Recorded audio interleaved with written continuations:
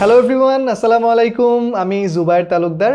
আজকের ভিডিওটা আমার ইউরোপ সিরিজের থার্ড কান্ট্রি ইটালির একটি ট্রাভেল ব্লগ। আমি কয়দিন আগে কিন্তু ইউরোপ থেকে ঘুরে এসেছি এবং এই ট্যুরে আমার ট্যুর পার্টনার ছিল আমার ওয়াইফ। আমরা দুজনেই কিন্তু ঘুরতে অনেক পছন্দ করি। এটা আমাদের 11th ইন্টারন্যাশনাল ট্রিপ। ইটালি আমাদের দুজনের কাছেই অনেক ভালো লেগেছে। ফ্যাশন ক্যাপিটাল মিলানের জাঁকজমকপূর্ণ এনভায়রনমেন্ট, ফ্লোটিং সিটি ভেনিসের ইউনিক সিটিস্কেপ, ক্যানেলের মাঝে দিয়ে গন্ডোলা রাইড, দেন রোমের বিখ্যাত কলোসিয়াম একদম সামনে থেকে দেখা, ইটালির বিখ্যাত পিৎজা আর পাস্তা ট্রাই করা, সবকিছু মিলিয়ে আমাদের ইটালি ট্যুরটা ছিল একদম অসাধারণ। ইউরোপে আমরা ল্যান্ড করেছিলাম জার্মানির মিউনিখে, দেন জার্মানির বেশ কিছু জায়গাতে ঘুরেছি, দেন গিয়েছি সুইজারল্যান্ডে এবং সুইজারল্যান্ডেরও বেশ কিছু চমৎকার জায়গাতে ঘোরা হয়েছে এবং সেখান থেকে আমরা মুভ করেছি ইটালিতে।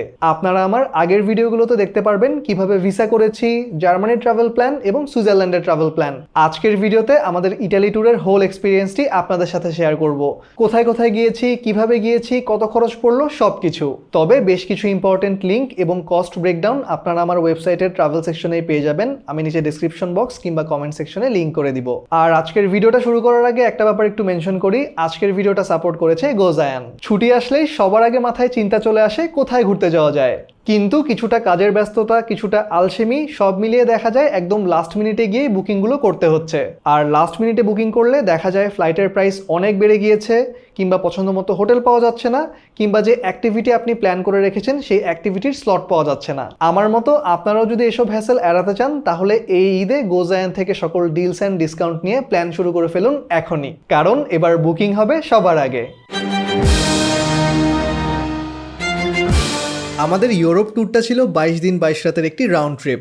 এর আগের দুটো ভিডিওতে আমি অলরেডি জার্মানি, অস্ট্রিয়া এবং সুইজারল্যান্ড কভার করেছি। এখন ইটালি। আমাদের যাত্রা শুরু হয়েছিল সুইজারল্যান্ডের লাউটারব্রুনেন ভ্যালি থেকে। গন্তব্য ছিল ইটালির মিলান শহর। লাউটারব্রুনেন থেকে ইন্টারলকেন ওস্টে একটি স্টপ, দেন ইন্টারলকেন ওস্ট থেকে স্পিজে আরও একটি স্টপ এবং স্পিজ থেকে ফাইনালি মিলান। আপনারা যারা বাংলাদেশ থেকে সরাসরি আসবেন তারা রোম থেকে মিলানে ট্রেনে করে এসে আমার ভিডিওটি ফলো করতে পারেন।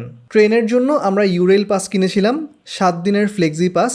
1 মাসের মধ্যে যে কোনো 7 দিন আনলিমিটেড রিজিওনাল ট্রেনে ট্রাভেল করতে পারবো এবং এটা ইউরোপের 33টি দেশের জন্য ভ্যালিড। 7 দিনের মধ্যে আমরা 3 দিন ব্যবহার করেছি ইটালিতে। আমাদের 7 দিনের ফ্লেক্সি পাস 322 ইউরো করে পড়েছে পার পার্সন, অর্থাৎ পার ডেতে খরচ হয়েছে 46 ইউরোর মতো। এর সাথে সিট রিজার্ভ করতে পার ডে 10 থেকে 20 ইউরোর মতো এক্সট্রা খরচ হয়েছে। আর ইন্টারনেটের জন্য trip.com থেকে আমরা 30 দিনের ইন্টারনেট সিম নিয়েছিলাম $14 দিয়ে। আমার ওয়েবসাইটের ট্রাভেল সেকশনে লিঙ্ক দেওয়া থাকবে। ইটালিতে আমরা অলমোস্ট সব পেমেন্ট করেছি ক্রেডিট কার্ড ব্যবহার করে। আমরা যখন গিয়েছিলাম তখন 1 ইউরো সমান 145 টাকা ছিল। আমরা ইটালি গিয়েছিলাম 27 সেপ্টেম্বর 2025-এ।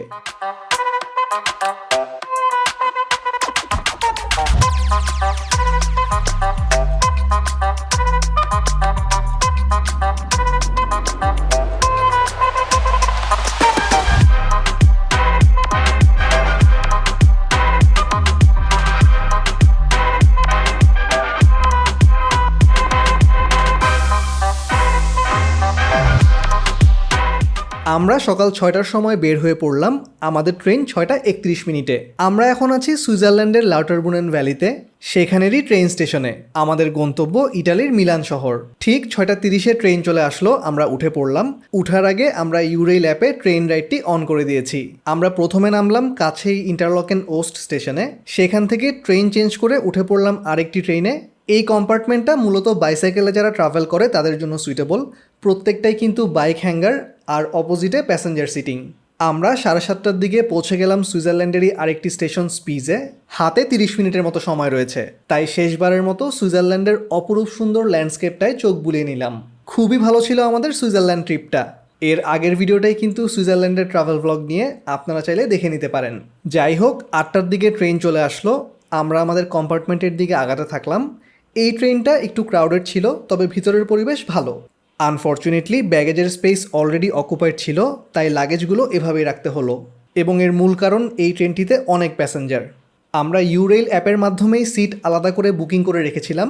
স্টেশন থেকে এই পেস্ট্রিটা আর কফি নিয়েছিলাম, দাম নিয়েছিল 8 সুইস ফ্রাঙ্ক। স্পিজ থেকে মিলানে যাওয়ার পথটা বেশ সুন্দর, দৃশ্যগুলোই উপভোগ করছিলাম। এখন আমরা ইটালিতে ঢুকে গিয়েছি, সেখানকারই কোনো একটা মফস্বল শহর পার হচ্ছি। ইটালিতে ঘোরার শখ সেই ছোটবেলা থেকেই। ফাইনালি সেখানে এসে পড়েছি, ভেবেই কেমন যেন অন্যরকম লাগছিল। আমরা প্রায় 11টার দিকে পৌঁছে গেলাম মিলানের মিলানো সেন্ট্রালে স্টেশনে। এই স্টেশনটা বেশ বড়। আমরা সামনের দিকে আগালাম, অনেক মানুষের আনাগোনা আর ছোটাছুটি চোখে পড়লো এই স্টেশনে। সুইজারল্যান্ড থেকে ইটালিতে এসে ভেন্ডিং মেশিনের প্রাইসিং দেখে কিছুটা রিলিফ পেলাম। সুইজারল্যান্ডে এই সেম জিনিসগুলোর দাম প্রায় ডাবল ছিল। এই স্টেশনটি অলওয়েজ অনেক বিজি থাকে, মানুষের আনাগোনা থাকবেই, তবে এর ভেতরটা অনেক সুন্দর। একটা এনশিয়েন্ট আর্কিটেকচারের ভাইব পাবেন। ইভেন ফ্লোরটাও দেখেন কি ম্যাজেস্টিক। মিলানো সেন্ট্রালে ইউরোপে আমার দেখা সেরা ট্রেন স্টেশনগুলোর মধ্যে একটি ছিল। এই স্টেশনটার ইন্টেরিয়র আপনার ভালো লাগবেই। আমরা স্টেশনের বাইরে চলে আসলাম। আমাদের বিএনবিটা একদম কাছেই, 10 মিনিটের হাঁটার পথ। তবে মিলানের পথঘাট একটু পুরনো মনে হলো। ইউরোপিয়ান চকচকা ভাবটা খুব একটা চোখে পড়লো না স্টেশন এরিয়াতে। আমরা 10 মিনিট পরেই চলে আসলাম আমাদের বিএনবিতে। অবশ্যই হোটেল বা বিএনবি স্টেশনের কাছে নেবেন। এই বিল্ডিংটায় আমাদের বিএনবি, নাম জিওয়া হোমস। আমরা ঢুকে গেলাম। আমাদের বিএনবিটা চমৎকার ছিল। দেখেন কি বিশাল একটা রুম, সাথে অনেক ফার্নিচারও দেওয়া আছে। আবার দেখেন জানলা দিয়ে কি সুন্দর ওপেন স্পেস। ওয়াশরুমটাও বেশ ভালো ছিল। মোস্ট ইম্পর্টেন্টলি পুশ শাওয়ার রয়েছে। ফ্রিজ, টিভি, হিটার সব কিছুই দেওয়া আছে। খাটের উপর একটা বিস্কুটও রেখে দিয়েছে। কফি পট দিয়েছে, আবার দেখেন হাফ পট ভর্তি ইনস্ট্যান্ট কফিও দিয়ে দিয়েছে। সো বলতেই হবে ইটালিয়ান ওয়েলকামটা দারুণ ছিল। রুমের বাইরে কমন স্পেসে ওভেন আর কফি মেকারও ছিল। আমাদের এই রুমটা পার নাইট $160 নিয়েছে। আমরা বুক করেছিলাম booking.com-এ। আর একটা ব্যাপার খেয়াল রাখবেন, ইউরোপে ইলেকট্রিক আউটলেটগুলো রাউন্ড পিনের হয়, সো সাথে অবশ্যই একটা ট্রাভেল অ্যাডাপ্টার রাখবেন। যাই হোক, লাগেজ রেখে আমরা বের হয়ে পড়লাম। আশেপাশের আর্কিটেকচার বেশ সুন্দর এবং বিল্ডিংগুলো বেশিরভাগই 4 থেকে 5 তলা। এই ট্রামটা দেখেন কি সুন্দর ক্লাসিক একটা লুক আছে। মিলানে আপনি এরকম ছোট ছোট কিউট গাড়ি দেখতে পারবেন। ছোট সাইজের গাড়িগুলো এখানে অনেক পপুলার। ইটালি এসে পিৎজা খাবো না, এটা কি আর হয়? চলে আসলাম একটা লোকাল পিৎজারিয়াতে। ছিমছাম ছোটোখাটো একটা প্লেস। অর্ডার দিয়ে দিলাম সি ফুড পিৎজা। টেস্ট এক কথায় অসাধারণ ছিল। দাম নিয়েছিল €18। খাওয়া দাওয়া শেষে চলে আসলাম কাছেই মেট্রো স্টেশনে। আমরা এখন যাব মিলানের বিখ্যাত ডুওমোতে। আমাদের ক্রেডিট কার্ড দিয়েই আমরা মেট্রোতে অ্যাক্সেস করতে পেরেছি, আলাদা করে কোনো টিকিট করতে হয়নি। মেট্রোর পরিবেশ খুবই ডিসেন্ট ছিল, তবে খেয়াল রাখবেন যাতে করে কোনো ধরনের স্ক্যামারের খপ্পরে না পড়েন। একদম প্রয়োজন না হলে অপরিচিত কারোর সাথে কথা না বলাই ভালো। ন্যাভিগেশনের জন্য আপনারা গুগল ম্যাপ ব্যবহার করতে পারেন, বেশ রিলায়েবল। আমরা পৌঁছে গেলাম ডুওমোতে। অনেক মানুষ এখানে, যেহেতু পপুলার ট্যুরিস্ট অ্যাট্রাকশন, পিকপকেট থেকে সাবধানে থাকবেন, কারণ মিলানে কিন্তু প্রচুর পিকপকেট হয়। স্টেশন থেকে বের হওয়ার সময় আরেকবার কার্ড ট্যাপ করতে হয়, তখনই কিন্তু বিলটি কেটে নেয়। আমাদের 15-20 মিনিটের এই রাইডে €2 খরচ হয়েছে। মেট্রো থেকে বের হতেই দেখতে পেলাম বিখ্যাত ডুওমো। এটাকে মিলান ক্যাথিড্রালও বলা হয়। এর কনস্ট্রাকশন শুরু হয় 1386 সালে এবং প্রায় 6 সেঞ্চুরি ধরে এটি নির্মিত হয়ে বর্তমান অবস্থায় এসছে। এবং এটাই কিন্তু ইটালির সবচেয়ে বড় চার্চ। সামনে থেকে দেখে এর বিশালতা বোঝা যায় না, বাট আপনি যদি এর সাইডে চলে আসেন তাহলে বুঝতে পারবেন কতটা বিশাল। আপনারা চাইলে এর ভেতরে ও ছাদে যেতে পারেন। পার পার্সন €26 করে টিকিট। ডুওমোর সামনে টাইম স্পেন্ড করতে বেশ ভালো লাগে। অনেক মানুষের আনাগোনা আর প্রচুর কবুতর চোখে পড়বে। তবে এখানেও কিন্তু অনেক স্ক্যামার থাকে।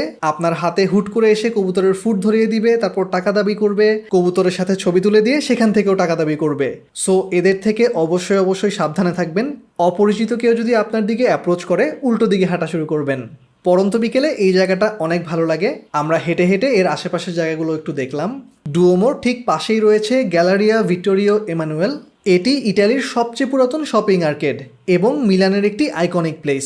আপনারা অনেকেই জানেন মিলানকে কিন্তু বিশ্বের একটি ফ্যাশন ক্যাপিটাল ধরা হয়, আর এই গ্যালারিয়া ভিক্টোরিও এমানুয়েলই হচ্ছে তার প্রমাণ।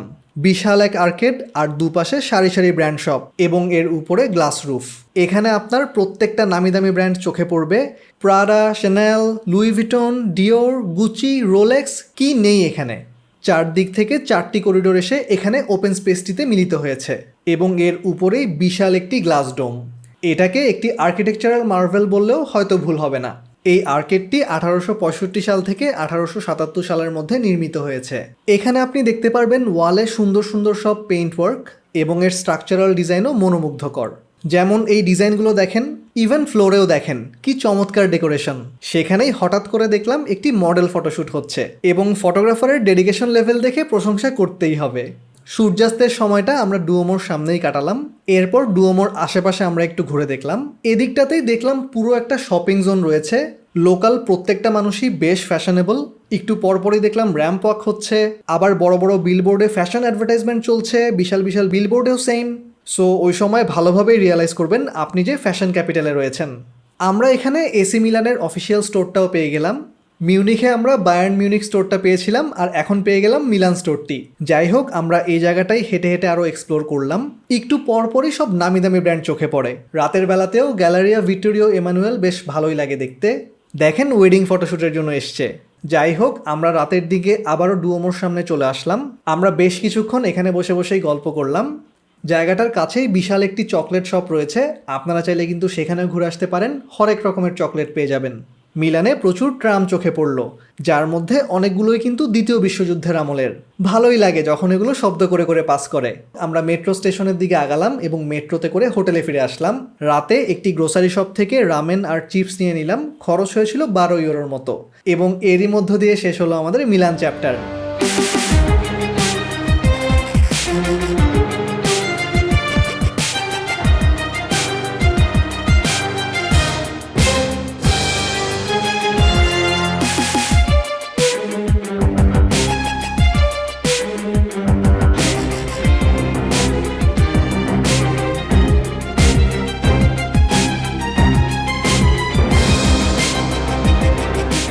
পরদিন সকাল সকাল উঠে গেলাম, ব্যাগ ট্যাগ গুছিয়ে বের হয়ে পড়লাম। আজকে আমরা যাব ভেনিসে। আমাদের ট্রেন সকাল 11টার সময়। আমরা মিলানো সেন্ট্রালের স্টেশনে চলে আসলাম। অ্যাজ ইউজুয়াল মানুষে গমগম করছে জায়গাটা। একটু পরেই আমাদের ট্রেন চলে আসলো। আমরা ট্রেনের দিকে আগালাম। এই ট্রেনটার পরিবেশ ভালোই, একদম ঠিক টাইমে ট্রেন ছেড়ে গেল। মিলান থেকে ভেনিস আমাদের ইউরেল পাসেই কভার হচ্ছে। যাবার পথটি সুন্দর, দূরে বড় বড় পাহাড় চোখে পড়বে। প্রায় 2.5 ঘন্টা পর আমরা চলে আসলাম ফ্লোটিং সিটি ভেনিসে। মিলান থেকে ভেনিসের দূরত্ব ছিল 278 কিলোমিটার। এই স্টেশনটা মিলানের স্টেশনের তুলনায় বেশ ছোট। স্টেশনের বাইরে এসেই একদম ভিন্ন একটা এনভায়রনমেন্ট পেলাম। রাস্তার জায়গাতে ক্যানেল, আর গাড়ির জায়গাতে বিভিন্ন সাইজের বোট। আর এখানে প্রচুর সিগাল চোখে পড়বে। ভেনিসে আমাদেরকে ওয়াটার বাসে করে বিভিন্ন জায়গাতে মুভ করতে হবে। এই বুথগুলো থেকে ওয়াটার বাসের টিকিট কিনতে হয়। আমরা 2 দিনের ডে পাস নিয়ে নিলাম 35 ইউরো করে পার পারসন। একটু পরেই ওয়াটার বাস চলে আসলো। ওঠার আগে ডে পাসটা ট্যাপ করলেই হয়। ভেনিসের চমৎকার ও ইউনিক এনভায়রনমেন্ট দেখতে দেখতে আগাচ্ছি। সত্যিই একটা ফ্লোটিং সিটি। এই জায়গাগুলো কেবল মুভিতেই দেখা হয়েছে, বাস্তবে দেখে এত ভালো লাগছিল যে বলার মতো না। অনেক আগে থেকেই শখ ছিল একদিন ভেনিসে ঘুরতে আসবো। ফাইনালি নিজেদের চোখের সামনেই সেই জায়গাটা দেখছি। ভেনিস স্টাবলিশড হয় 5th সেঞ্চুরিতে। হাজার হাজার উডেন পাইল পানির নিচে গেঁথে শক্ত একটি বেস তৈরি করা হয়, যার উপরেই গড়ে উঠেছে ভেনিস শহর। আমরা চলে আসলাম আমাদের স্টপে কাডোরো। সরু একটি গলি দিয়ে ভিতরের দিকে ঢুকতে হয়, এবং এর একদম কাছেই আমাদের হোটেল সান্তা সোফিয়া। ছিমছাম একটা ডুপ্লেক্স বাসার মতো, এরই একটি রুম আমাদের। রুমের ভেতরটা বেশ ছিমছাম, আর বাইরে ছোট্ট একটি গার্ডেনের মতো আছে। আমাদের এই রুমটা পার নাইট $150 নিয়েছে। এটাও আমরা বুক করেছিলাম booking.com এর মাধ্যমে। আমরা ভেনিস এক্সপ্লোর করতে বের হয়ে পড়লাম। বেশ ইউনিক একটা সিটি, কোনো গাড়ি টাড়ি নেই, সবাই হেঁটে হেঁটে চলাচল করছে। সো অবশ্যই চেষ্টা করবেন হোটেলটা যেন ওয়াটার বাস স্টপের কাছাকাছি হয়, আদারওয়াইজ লাগেজ টানাটানি করতে যেয়ে কিন্তু হয়রান হয়ে যাবেন। যাই হোক, আমরা ওয়াটার বাসে উঠে পড়লাম। যেহেতু আমরা ডে পাস নিয়েছি, আমাদের প্ল্যান পুরো ক্যানেলটা আমরা একবার চক্কর দিয়ে ফেলবো। এই রাইডটা বেশ ভালো লাগবে। পানির উপর আশেপাশের বাড়িগুলো দেখতেই কিন্তু খুব কিউট লাগে। এখন আমরা যে ক্যানেলটা ধরে চলছি এটাকে বলা হয় গ্র্যান্ড ক্যানেল। আমরা একদম গ্র্যান্ড ক্যানেল পার হয়ে শেষ মাথা পর্যন্ত চলে গিয়েছি। এখানের ওয়াটার বডিটা মোটামুটি ওপেন, দূরে কিছু চার্চ চোখে পড়বে। আমরা একাডেমিয়া নামে একটি স্টপে নেমে গেলাম। এখানে একটা উডেন ব্রিজ রয়েছে যার নাম পন্টে ডি একাডেমিয়া। আমরা সেটার উপর উঠে গেলাম, এবং এখান থেকে আপনি এরকম অসাধারণ একটি ভিউ পাবেন। এই ভিউটা কিন্তু ভেনিসের অনেক পপুলার, আর এটা হচ্ছে ভেনিসের বিখ্যাত ব্যাসিলিকা ডি সান্তা মারিয়া। আমরা এখান থেকেই সূর্যাস্তটা এনজয় করলাম। আর তখন ওয়েদারটাও না খুব সুদিং ছিল, না ঠান্ডা না গরম। এখানে আসলে আপনার অনেক ভালো লাগবে। সন্ধ্যার দিকে আবার আমরা ওয়াটার বাসে চড়ে বসলাম। এই সময়টাতে পরিবেশটা কিছুটা শান্ত হয়ে আসে। আশেপাশে সারি সারি নৌকা বাঁধা আর দোকানের স্ট্রিট লাইট, সব মিলিয়ে দারুণ লাগে। আর ওই যে দেখছেন ব্রিজটা, এর নাম রিয়াল্টো। কালকে আমরা এখানে আবার আসবো। সন্ধ্যার দিকের ভেনিসও বেশ দারুণ লাগলো। আমরা র্যান্ডম একটি স্টপে নেমে গেলাম। প্ল্যান হচ্ছে হেঁটে হেঁটে এক্সপ্লোর করব। ভেনিসের অলিতে গলিতে ঘুরতে মজাই লাগছিল। আর এখানে কিন্তু আপনারা এ ধরনের প্রচুর ব্রিজ দেখতে পারবেন। আর একটু পরপরই চোখে পড়বে পিৎজারিয়া। আমরা একটা হালাল পিৎজারিয়া থেকে ডিনার করে নিলাম। দাম ছিল পার স্লাইস 5 থেকে 10 ইউরোর মধ্যে। আর আপনি যদি আমার মতো ডেজার্টস পছন্দ করেন তাহলে তো কোনো কথাই নেই, পেয়ে যাবেন হরেক রকমের পেস্ট্রি। এখানে আউটডোরে বসার ব্যাপারটা বেশ পপুলার। আমরা রাতে আরও বেশ কিছুক্ষণ ঘুরলাম। দেখেন কি মিস্টেরিয়াস একটা এনভায়রনমেন্ট। যাই হোক, ভেনিসের অলিতে গলিতে আরও ঘোরাঘুরি করে 11টার দিকে ফিরে আসলাম হোটেলে।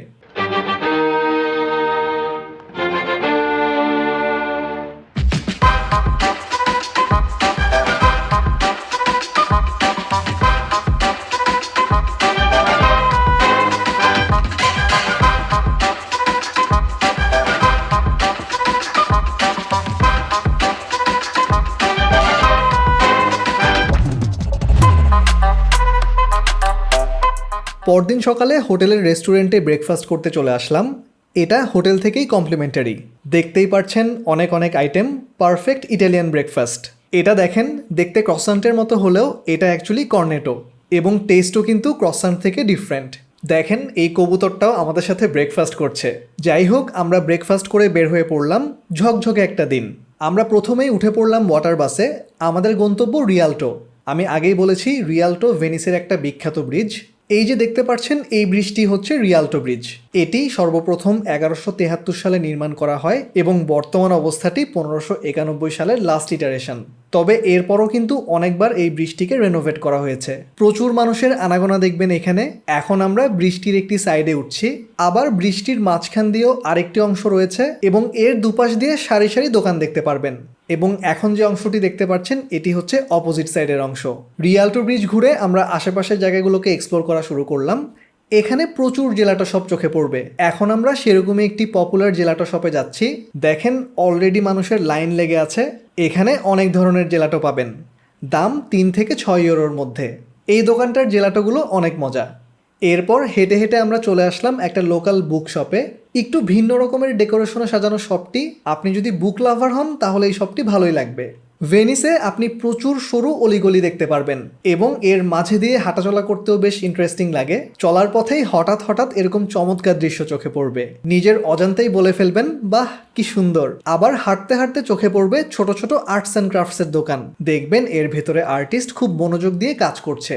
আবার এখানে পেয়ে গেলাম বেশ ইন্টারেস্টিং একটি হ্যান্ডিক্রাফটসের দোকান। এখানেও দেখেন আর্টিস্ট বসে বসে খুব মনোযোগ দিয়ে কাজ করছে। আমরা এখান থেকে দুটো কাস্টমাইজড অ্যাপ্রন নিয়ে নিলাম। দাম নিয়েছিল 30 ইউরো করে। আমরা লাঞ্চ করে নিলাম কাছেই একটি হালাল পিৎজারিয়াতে, আর ডেজার্ট হিসেবে নিয়ে নিলাম ম্যাকারন। এখানের লোকাল অনেকেই পার্সোনাল বোট ইউজ করে। মজাই লাগে এই ইন্টারেস্টিং সিটিস্কেপটা দেখতে। রিয়াল্টোর আশেপাশে আপনারা হরেক রকম দোকান পেয়ে যাবেন। ফেরারি থিমের স্টোর থেকে শুরু করে ক্যান্ডি স্টোর সব কিছুই পেয়ে যাবেন এখানে। ইভেন চাইলে নিয়ে নিতে পারেন ইটালিয়ান স্যুট। কমপ্লিট স্যুট মোটামুটি 150 ইউরো থেকে শুরু করে 300 ইউরোর মধ্যে। ভেনিসের অলিগলিতে চলতে চলতে আপনারা প্রায় এই ছোট নৌকাগুলো দেখতে পারবেন। এদেরকে বলা হয় গন্ডোলা। আজকে বিকেলে আমরা এগুলোতে রাইড নিব। হাঁটতে হাঁটতেই আমরা চলে আসলাম সেন্ট মার্কস ব্যাসিলিকাতে। বিশাল একটি চার্চ। এর বর্তমান রূপটি 1063 সালে নির্মাণ করা হয়, তবে এরপর অনেকবারই কিন্তু রেনোভেট করা হয়েছে। এর সামনে আপনারা বিশাল একটি এরিয়া দেখতে পারবেন। সাথে রয়েছে উঁচু একটি টাওয়ারও। আপনারা চাইলে এর উপরে উঠতে পারবেন, খুব সম্ভব 10 ইউরো করে। এখানেও আপনাদের ভালোই লাগবে। আউটডোর রেস্টুরেন্ট আছে, সাথে লাইভ মিউজিকও আছে। সব মিলিয়ে দারুণ লাগে। আমাদের হাতে সময় ছিল না, তাই বসা হয়নি। তবে এখানে বসে বসে একটু সময় স্পেন্ড করতে মনে হয় খারাপ লাগবে না। আমরা এর পাশেই একটি গন্ডোলা সার্ভিস স্টেশনে চলে আসলাম। 30 মিনিটের গন্ডোলা রাইড 90 ইউরো নিবে। কিছুক্ষণ অপেক্ষা করার পর উঠে গেলাম গন্ডোলাতে। এই গন্ডোলা রাইডটা খুবই সুদিং ছিল। সরু একটি ক্যানেল ধরে আগাচ্ছে, পাশে দিয়ে দেখেন অন্য গন্ডোলাও পাস করছে, আর মাথার উপরে ছোট ছোট ব্রিজ। ওভারঅল খুবই রোমান্টিক একটা এক্সপিরিয়েন্স বলতেই হবে। বাই দ্য ওয়ে, অলমোস্ট সব গন্ডোলা রাইডারই কিন্তু এরকম কালো কিংবা লাল প্যাটার্নের টি শার্ট পরে। আবার অনেককেই দেখলাম শীষ বাজিয়ে মাতিয়ে রাখে। তো এই গন্ডোলা রাইডটি মোটামুটি প্রথম 15 মিনিট বিভিন্ন সরু ক্যানেল দিয়ে চলতে থাকে। এরপর আস্তে আস্তে চলে আসে গ্র্যান্ড ক্যানেলে। আমি আগেই বলেছি মূল ক্যানেলটি হচ্ছে গ্র্যান্ড ক্যানেল। ট্রাই করবেন এরকম পরন্ত বিকেলে গন্ডোলা রাইডটি নিতে, ওই সময় ভালো লাগবে। এখানে মোটামুটি 5 থেকে 10 মিনিট ঘুরিয়ে আবার নিয়ে আসে সরু ক্যানেলে, এবং মোটামুটি 30 মিনিট পর আমাদেরকে নামিয়ে দেওয়া হলো যেখান থেকে উঠেছিলাম সেখানেই। আমরা রাতের দিকে ভেনিসের অলিতে গলিতে একটু ঘুরে দেখলাম, বেশ কিছু ডেজার্টস ট্রাই করলাম। ওভারঅল ভেনিস আমাদের অনেক ভালো লেগেছে।